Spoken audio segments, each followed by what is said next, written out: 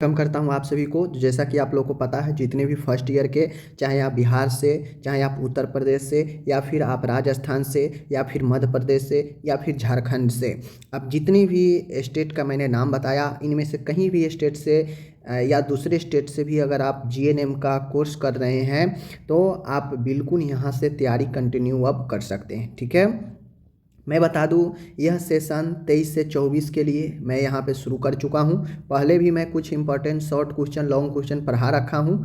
23 से 24 प्लेलिस्ट में जाइएगा तो सभी सब्जेक्ट के मिल जाएगा। ठीक है, अब दूसरी चीज़ें मैं यहाँ पे आपको क्लियर कर देता हूँ।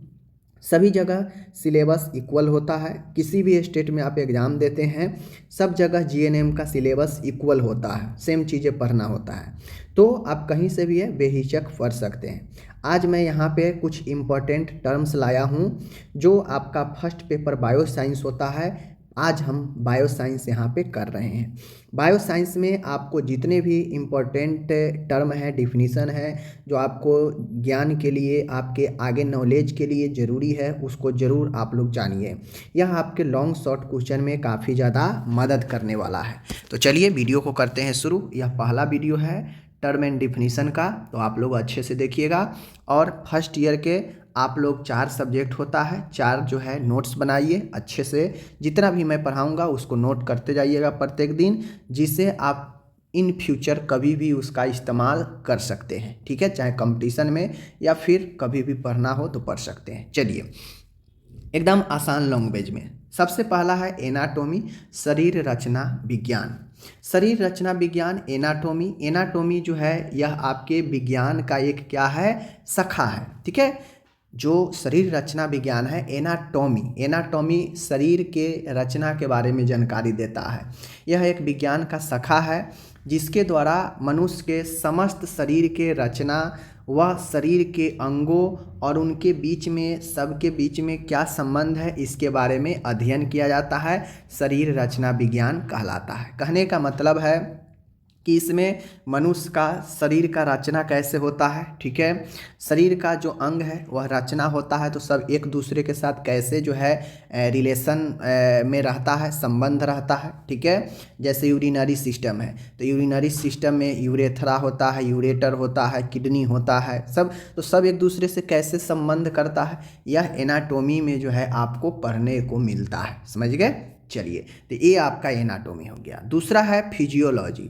अब आपको पता है बायो साइंस में 3 चीज़ें पढ़ना है, एनाटॉमी, फिजियोलॉजी पार्ट ए में है, और पार्ट बी में जो है आपको क्या पढ़ना है, माइक्रोबायोलॉजी। तो बायो साइंस में 2 पार्ट पढ़ना है, एक एनाटॉमी फिजियोलॉजी, और बी में पढ़ना है आपको माइक्रोबायोलॉजी, जो 15 नंबर के होता है। ठीक है, तो अब एनाटॉमी समझ गए। फिजियोलॉजी, जिस प्रकार से एनाटॉमी में शरीर कैसे, स्ट्रक्चर कैसे बनता है, ढांचा कैसे तैयार होता है, अंग सब का निर्माण कैसे होता है, वह सब आपस में कैसे जो है एक दूसरे के साथ जुड़ा रहता है, इसके बारे में पढ़ते हैं। ठीक उसी प्रकार से फिजियोलॉजी में क्या होता है, इसे शारीरिक क्रिया विज्ञान कहते हैं। इसमें शरीर के जितने भी अंग है, जो भी शरीर हमारा स्ट्रक्चर तैयार हुआ है, वह कैसे जो है काम करता है। ठीक है, कैसे उसका फंक्शन जो है काम करता है। जैसे डाइजेस्टिव सिस्टम में हम लोग जान गए हैं, उसमें आंत है, ठीक है, छोटी बड़ी, समझ गए ना। उसमें आपका बहुत सारे जो है लीवर आता है, ठीक है ना। इसी प्रकार से यह सब क्या है, स्ट्रक्चर है, बना है। बट वह स्ट्रक्चर, शारीरिक अंग जो है रचना के बाद कैसे काम करता है, क्या उसका फंक्शन होता है, ये सब का अध्ययन जो है हम लोग फिजियोलॉजी में, क्रिया विज्ञान में करते हैं। ठीक है, तो शारीरिक क्रिया विज्ञान में शरीर के जितने भी संपन्न होने वाले क्रिया है, काम है, उसका अध्ययन किया जाता है। बस इतना समझिए। ठीक है, चलिए, तीसरा चीज़ है उदर क्षेत्र, एब्डोमिनल रीजन। उदर क्षेत्र कहने का मतलब है कि जो पेट है, पेट की एरिया है, जैसे छाती के एरिया, तो छाती जो एरिया है उसमें छाती आपका पता है, पेट की एरिया, सारे पेट के एरिया। अब आप लोग पढ़िएगा पेट के एरिया, तो बगल में भी पेट के एरिया है, दोनों साइड में, ठीक है, और आगे तो है ही। तो पेट के एरिया, एब्डोमिनल रीजन जो होता है, उदर के आसपास के क्षेत्र को जो है हम लोग सभी भाग को एब्डोमिनल रीजन, देखिए अब किसी प्रॉपर क्षेत्र के बात कहेगा और रीजन के बात करेगा। रीजन मतलब हो जाता है क्षेत्र। अब क्षेत्र जो होता है उसमें बहुत सारे जो है आसपास के इलाकों को जोड़ लेता है, ठीक है। तो उसी प्रकार से एब्डोमिनल रीजन यानी उदरीय क्षेत्र। अब उदरीय क्षेत्र कहने का मतलब है कि जो एब्डोमिनल है, जो उदर है, उसके आसपास के सभी भागों को जो है हम लोग उदर क्षेत्र कहेंगे, ठीक है। समस्त उदरीय मतलब जो एब्डोमिनल रीजन है, एब्डोमिनल जो रीजन है इसे 9 पार्ट में, ठीक है, डिवाइडेड इनटू 9 पार्ट्स, यानी एब्डोमिनल रीजन को 9 भागों में डिवाइड किया गया है, ठीक है। संपूर्ण जो एब्डोमिनल रीजन है उसको 9 भागों में विभाजित किया गया। जब आप डिटेल में पढ़िएगा शॉर्ट क्वेश्चन तो आपको पता चलेगा वह कौन सा 9 रीजन है जिसे बांटा गया है, ओके। चौथा क्वेश्चन है थोरेटिक कैविटी। अब एब्डोमिनल रीजन समझ गए जिसमें पूरे उदरीय क्षेत्र शामिल होता है। उसी उदरीय क्षेत्र के अंदर जो है आपके आंत होता है, उसके बाद मैं बता दूं आपका लीवर रहता है, उसी में जो है आपका पैंक्रियाज रहता है, ठीक है ना, उसी में गाल ब्लैडर, मतलब ये सब एब्डोमिनल रीजन का अंग है जो मैंने नाम बताया। अगर बात करेगा थोरेटिक कैविटी, ठीक है ना, जिसे वक्षीय गुहा कहते हैं, तो इसमें हार्ट रहता है, फेफड़ा रहता है, समझ गए, ये सब रहता है। तो उसके बाद जो मैं बता दूं हार्ट, फेफड़ा, ये सब जो होता है ये आपका थोरेटिक कैविटी का जो है एरिया में रहता है।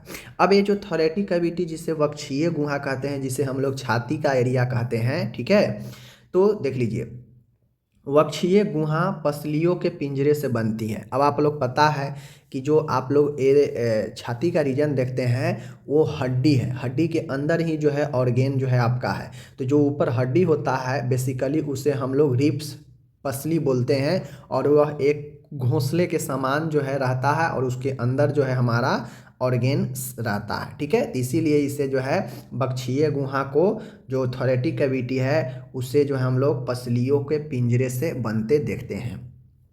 ये पसलियाँ जो होता है इंटरकोस्टल पेशिये के द्वारा आपस में तथा सामने से एस्टर्नम व पीछे से वर्टेब्रा से जुड़ी रहती है। अब ये जो थोरेटिक कैविटी जो होता है उसमें जो रिब्स पसलियाँ होता है यह एक इंटरकोस्टल मसल्स के द्वारा जुड़ा रहता है। सामने से एस्टर्नम होता है जिसे छाती का हड्डी कहते हैं और पीछे से वर्टेब्रा होता है, समझ गए। इन चीज़ों को समझिए। इन पिंजरे में 2 प्लूरल कैविटी यानी 2 फेफड़े का गुहा रहता है जिनमें फेफड़े स्थित होते हैं, ठीक है। चलिए, दोनों फेफड़ों के मध्य में मीडियास्टिनम कैविटी होता है। अब कहने का मतलब है, मैं आपको बता दूं कि जैसे इधर एक जो है आपका पसली वाला एरिया होगा, ठीक है, ऐसे जो है पसली है, एक आपका जो है इधर जो है आपके क्या होंगे, पसली होंगे ऐसे, ठीक है।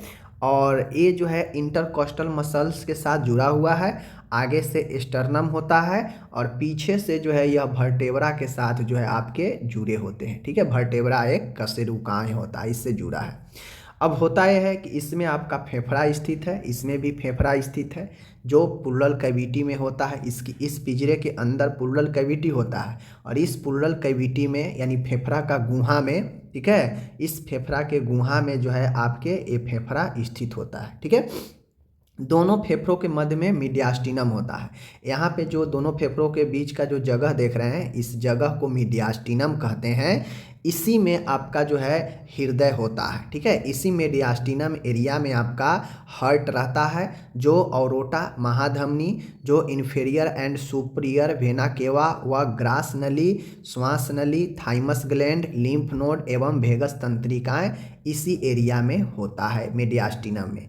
यानी जो मीडियास्टिनम एरिया है इसमें हार्ट, महाधमनी, ठीक है, उसके बाद श्वास नली, समझ गए, ये बीच में जो है ये मीडियास्टिनम होता है, लिम्फ नोड, थाइमस ग्लैंड, इन सब इसी में रहता है। और ये टोटल जो है आपका क्या है, वक्षीय गुहा है, ये टोटल वक्षीय गुहा है, ठीक है, समझ गए। चलिए आगे बढ़ता हूँ। 5वां है रक्त। रक्त के बारे में भी जानना काफ़ी महत्वपूर्ण है। देखिए, रक्त जो हमारा होता है, हम लोग सोचते हैं कि रक्त जो है, ठीक है ना, रक्त जो है वह एक प्रकार के तरल संयोजी ऊतक है। यह एक प्रकार के कनेक्टिव टिश्यू है, ठीक है, संयोजी ऊतक है। किस प्रकार का संयोजी ऊतक है, तो तरल संयोजी ऊतक है। आप लोग पढ़ते आ रहे हैं।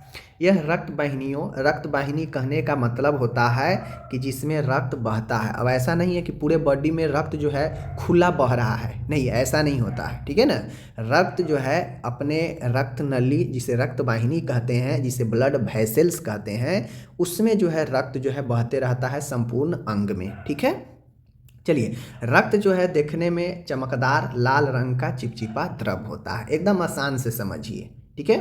रक्त जो है रक्त वाहिनी में एक स्थान से दूसरे स्थान तक धारा प्रवाह करता है।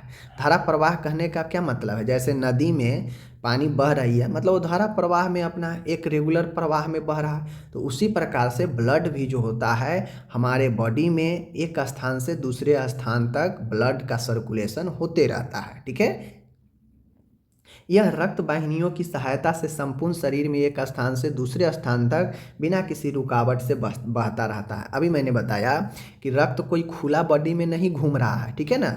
रक्त चूँकि तरल है, उसके लिए अलग अलग बहुत सारे नलिकाएं हैं, ब्लड वेसल्स है, और उसी नलिकाएं में, उसी वाहिकाएं में, नली आम भाषा हो गया, वाहिका हो गया, वेसल्स हो गया, या पढ़ाई वाला भाषा हो गया। तो जो ये वाहिनी है, जो ये वाहिकाएं हैं या जो वेसल्स है, इनमें जो ब्लड अपना सर्कुलेशन संपूर्ण शरीर में करते रहता है इसी के माध्यम से, ठीक है, समझ गए। रक्त जो है नमकीन टाइप से होता है, इसीलिए यह जो है क्षारीय प्रकृति का होता है, ठीक है। विशेष प्रकार के गंध वाला एवं अपारदर्शक द्रव होता है। अपारदर्शक द्रव कहने का मतलब होता है कि यह ट्रांसपेरेंट नहीं होता है। ट्रांसपेरेंट पारदर्शक होगा, मतलब आप उससे दूसरे उस साइड के वस्तु को देख सकते हैं आर पार, ठीक है। लेकिन अपारदर्शक, आप ब्लड से एक मान गए कि थैला में ब्लड रख दीजिए और आप इस साइड से उस साइड के उस पार के वस्तु को देखिए तो नहीं दिखेगा, यह अपारदर्शक होता है, ठीक है। इसका गुण क्षारीय होता है, बता दिए। इसका पीएच मान लगभग जो है 7.4 लोग लिखते हैं, 7.45, लेकिन यह पीएच मान 7.38 से 7.45 के बीच रहता है, ठीक है। 7 से ज़्यादा होता है क्षारीय, 7 से कम होता है अम्लीय, 7 होता है उदासीन, ठीक है। चलिए, ये समझ गए। अब यहाँ पे समझने की चीज़ें हैं ब्लड ग्रुप। अब किसी का ब्लड ग्रुप कैसे निर्धारण होता है कि कोई ए पॉजिटिव है, कोई बी पॉजिटिव है, कोई ब्लड ग्रुप जो है ए बी का है, कोई ब्लड ग्रुप ओ का है, कैसे निर्धारित होता है। तो देखिए, ब्लड ग्रुप जो है बेसिकली, चूँकि हम लोग जानते हैं ब्लड ग्रुप तय करता है कि किस व्यक्ति का ब्लड ग्रुप किस प्रकार का है, और अगर कभी ज़रूरत पड़े ब्लड का तो उसी प्रकार के ग्रुप के ब्लड जो है डोनेट किया जाता है, तब जाके उसमें सूट करेगा, ठीक है। ब्लड ग्रुप में होता क्या है कि बेसिकली हम लोग जानते हैं कि इसमें 4 ग्रुप होता है। यह कैसे तय होता है कि यह ए ग्रुप का है, यह बी ग्रुप का है, यह ए बी ग्रुप का है। चलिए, तो इसके लिए एक खास केमिकल आता है। जब आप जाइएगा जांच करवाने ब्लड ग्रुप का, तो यह केमिकल जो है आपके ब्लड में क्या करता है, एक एंटीजन को खोजता है, ठीक है। उस एंटीजन का नाम होता है एग्लूटिनोजेंस, ठीक है। यह एक एंटीजन है जो सबके ब्लड के सतह पर, खासकर आरबीसी के सतह पर रहता है। आप ब्लड जांच करवाने जाएंगे, आपसे ब्लड लेगा सैंपल, ठीक है। आप ग्रुप चेक करवाइएगा, ब्लड सैंपल लेगा, और उस सैंपल में आपको जो है कुछ केमिकल डालते हैं, और वह केमिकल एंटीजन फाइंड करता है, ठीक है, एंटीजन। तो आपके आरबीसी के सतह पर जो है रेड ब्लड सेल जो होता है रक्त में ही रहता है, कंपोनेंट है आरबीसी, डब्ल्यूबीसी, प्लेटलेट, ये सब ब्लड में मिला हुआ एक घटक है। तो उस घटक में जो आरबीसी है, आरबीसी के सतह पर एग्लूटिनोजेंस, नाम ध्यान रखिए, एग्लूटिनोजेंस नामक जो एंटीजन है ये रहता है, ठीक है। यदि एग्लूटिनोजेंस जो सीरम होता है, एग्लूटिनोजेंस जो है ए वर्ग का है, तो उस रक्त वर्ग को ए वर्ग कहते हैं, ठीक है।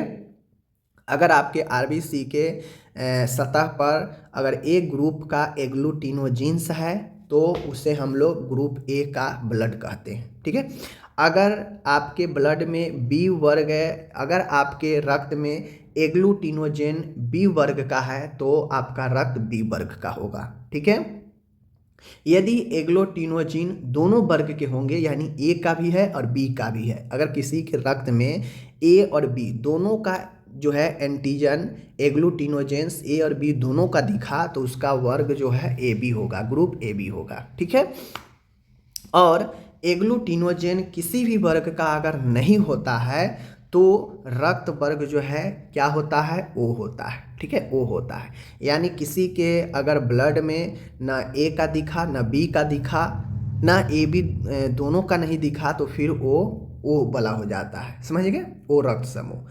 तो इसी प्रकार से यह 4 वर्ग समूह जो है तय किया जाता है, ठीक है। आगे बढ़ते हैं। 7वां है एल्वोली।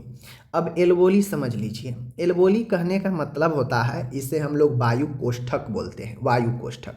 अब ये कैसा होता है, मेन यही है। देखिए हमारा जो श्वास नली होता है ट्रेकिया ऊपर से आता है तो यह 2 टर्मिनल में बंट जाता है, विभाजित हो जाता है, अंदर जाकर 2 टर्मिनल में विभाजित हो जाता है दोनों फेफड़ों में, ठीक है। दोनों फेफड़ों में क्या होता है, विभाजित हो जाता है, ठीक है, यह ट्रेकिया। अब ये विभाजित हो जाता है तो सूक्ष्म नलिकाएं और सूक्ष्म वायु कोश की नलिका एल्वोली डक्ट बन जाती है। अब ये इस फेफड़ा में खुल गया और ये इस फेफड़ा में आ गया।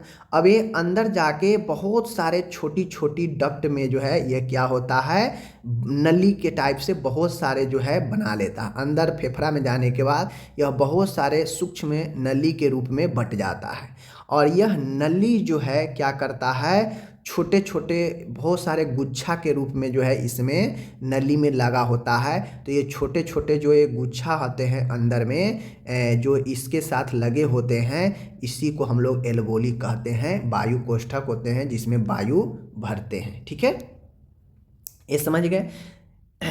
ये वायु कोश एल्वोलियाई कैपिलरीज के जाल से घिरी हुई होती है। इन्हीं वायु कोश की भित्तियाँ इनको भित्ति एक्वेमस एपिथेलियम से स्तरित होती है। शुद्ध एवं अशुद्ध गैसों का आदान प्रदान रक्त के साथ होता है। बेसिकली एल्वोली का काम है कि यह गैसों का आदान प्रदान करता है, अपने अंदर जो है हवा को भर के वायु कोष्ठक यह वायु से भरा रहता है, ठीक है।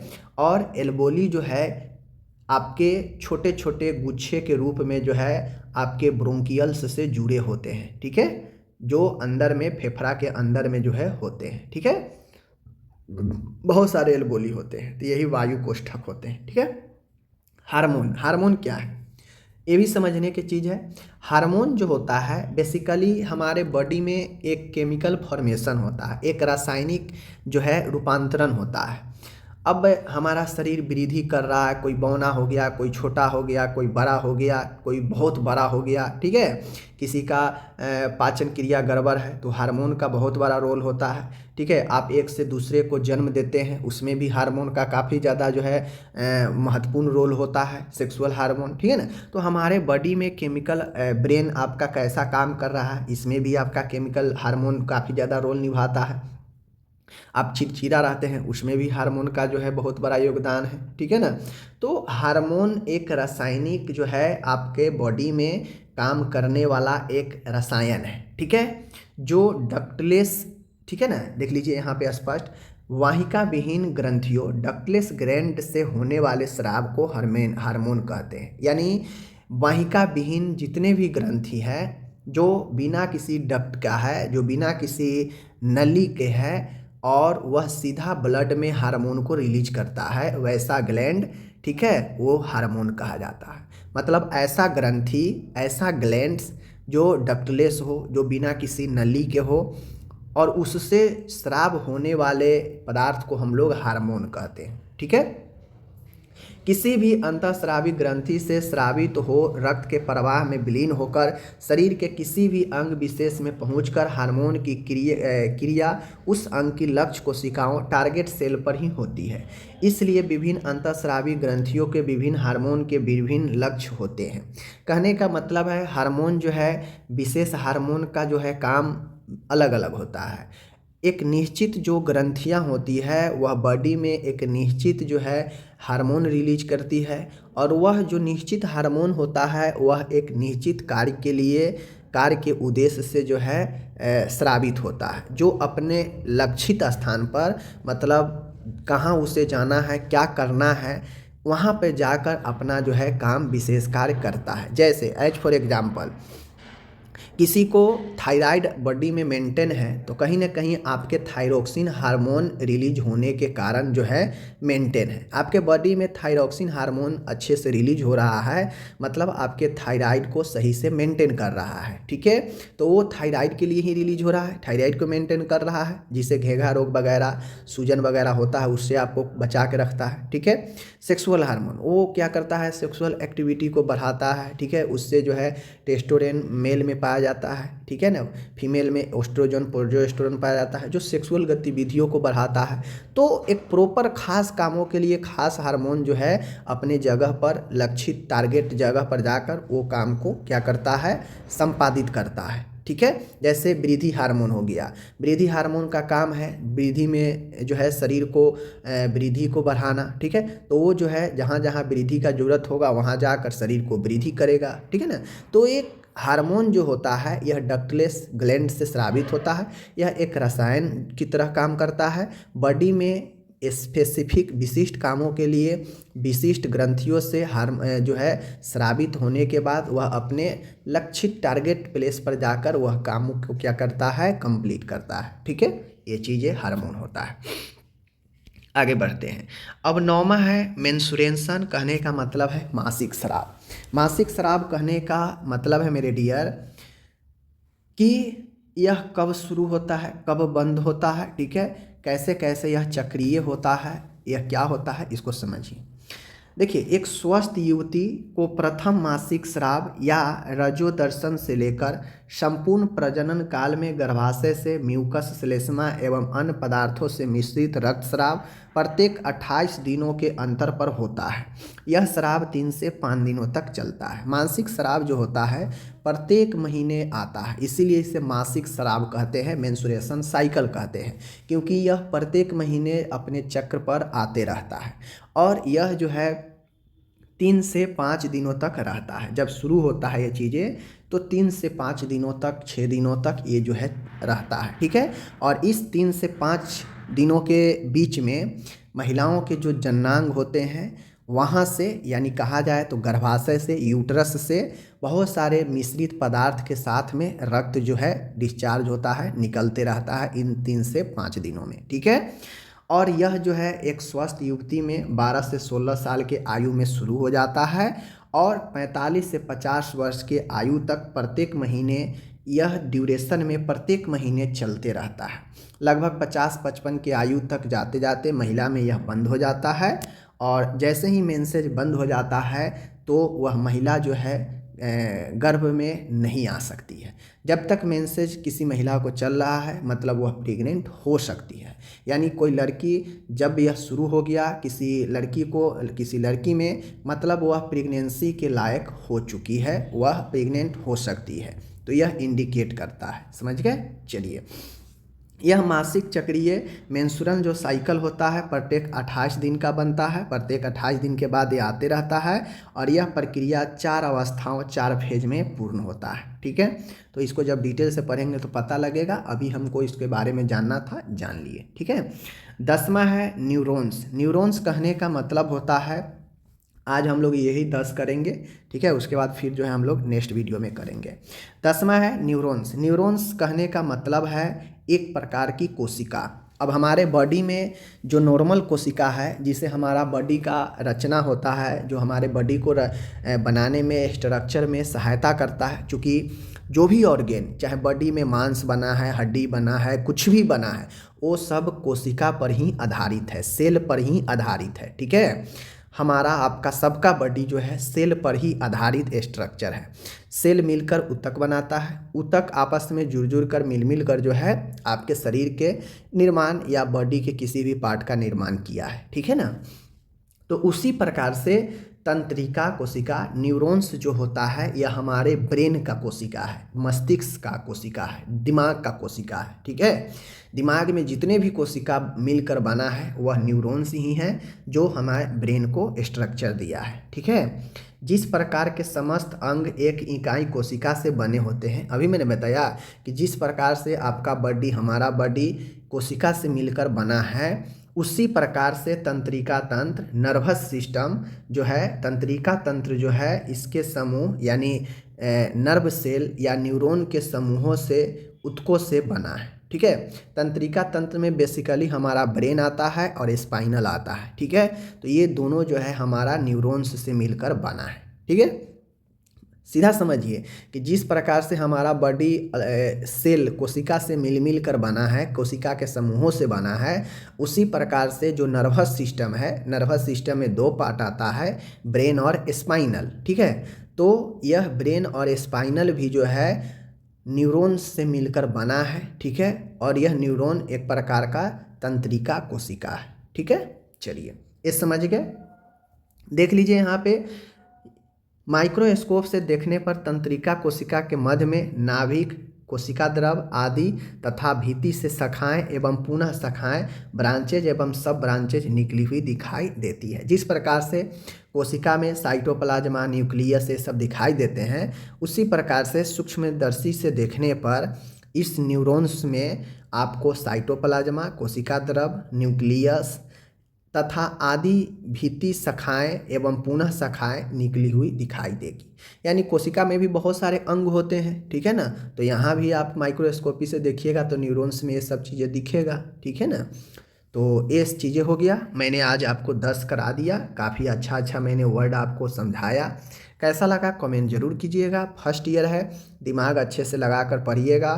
फर्स्ट ईयर से नॉलेज रहेगा तो अब पहले की बात है नहीं कि मेरिट से आपका बहाली होगा। जितना नॉलेज आप अर्न करना चाहते हैं कर लीजिए, first year, second year, third year. और जब अभी 3 साल अच्छे से पढ़ लीजिएगा तो फिर जो है आगे आपको दिक्कत नहीं होगी कंपटीशन के एग्ज़ाम में। फिर आप MCQ का प्रैक्टिस कीजिएगा, एग्ज़ाम दीजिएगा। अगर अभी से आप नहीं पढ़ते हैं तो बहुत दिक्कत हो जाएगा आगे चल के कॉम्पिटिटिव के लिए। ठीक है, मिलते हैं अगले वीडियो में, नेक्स्ट करेंगे जब ये बायोसाइंस फिर से अब नेक्स्ट वीक में ही आएगा तो हम लोग फिर से इसको करेंगे। ठीक है, धन्यवाद।